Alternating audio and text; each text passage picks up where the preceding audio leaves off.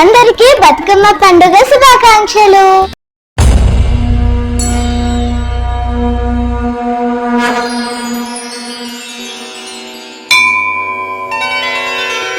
బతుకమ్మ పండుగను తెలంగాణ రాష్ట్రంలో భాద్రపద మాసం అమావాస్య నుండి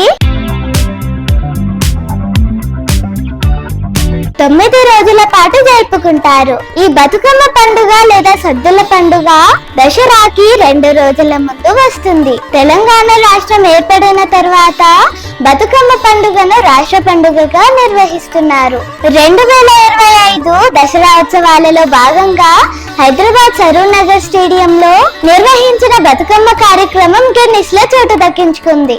2025 సెప్టెంబర్ 29న ఒకే వేదికపై సుమారు 10,000 మంది మహిళలు బతుకమ్మ కార్నివల్ పేరుతో ఆడిపాడారు. ఈ వేడుక అతిపెద్ద జానపద నృత్యంగా రికార్డు సాధించింది. అలాగే 63 అడుగుల ఎత్తు, 11 అడుగుల వెడల్పు, 7 టన్నుల పుష్పాలతో ఏర్పాటు చేసిన బతుకమ్మకు మరో గిన్నిస్ వరల్డ్ రికార్డ్ ఏకకాలంలో దక్కాయి. తెలంగాణ ప్రాంతాన్ని రాష్ట్రకూట రాజులు పరిపాలించేవారు. వారి వద్ద వేములవాడ చాళుక్యులు సామంతులుగా ఉండేవారు. చోళులకు రాష్ట్రకూటులకు యుద్ధం జరిగినప్పుడు ఈ చాళుక్యులు రాష్ట్రకూటులకు మద్దతుగా నిలిచారు. క్రీస్తు శకం 973లో ఈ చాళుక్య రాజైన తైలపాడు రాష్ట్రకూటులకు చివరి రాజుగా వ్యవహరించిన కర్కుడిని హతం చేసి కళ్యాణ చాళుక్య రాజ్యాన్ని నెలకొల్పాడు. ప్రస్తుత తెలంగాణ ప్రాంతాన్ని తైలపాడు రాజే పరిపాలించేవారు. క్రీస్తు శకం 997లో తైలపాడు మరణించడంతో అతని కుమారుడైన సత్యాశ్రాయుడు రాజ్యపీఠాన్ని అధిష్ఠించాడు. అప్పటి వేములవాడ ప్రస్తుత కరీంనగర్ జిల్లాలో ఎంతో ప్రసిద్ధి చెందిన రాజరాజేశ్వర ఆలయం ఉండేది. ఆపదలో ఉండే వాళ్ళకి రాజరాజేశ్వరి అండగా ఉంటుందని అప్పటి ప్రజలు నమ్మేవారు. ప్రజలే కాదు, చోళ రాజా పరాంతక సుందర చోళ కూడా రాష్ట్రకూటుల నుంచి ఆపద తలెత్తినప్పుడు రాజరాజేశ్వరి దేవికి భక్తుడిగా మారిపోయారు. రాజరాజేశ్వరినే తనను ఆపద నుంచి కాపాడింది అని నమ్మిన పరాంతక సుందర చోళ తన కుమారుడికి రాజరాజ అని నామకరణం కూడా చేశారు. ఆ రాజరాజ చోళనే క్రీస్తు శకం 985 నుంచి 1014 వరకు రాజ్యాన్ని పరిపాలించాడని చరిత్ర చెప్తుంది.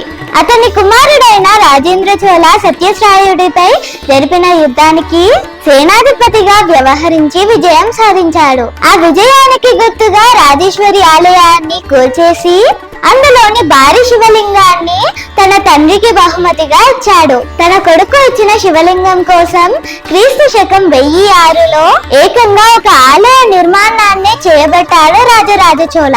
1010లో నిర్మాణం పూర్తయ్యాక భారీ శివలింగాన్ని బృహదీశ్వర ఆలయంలో ప్రతిష్ఠించాడు.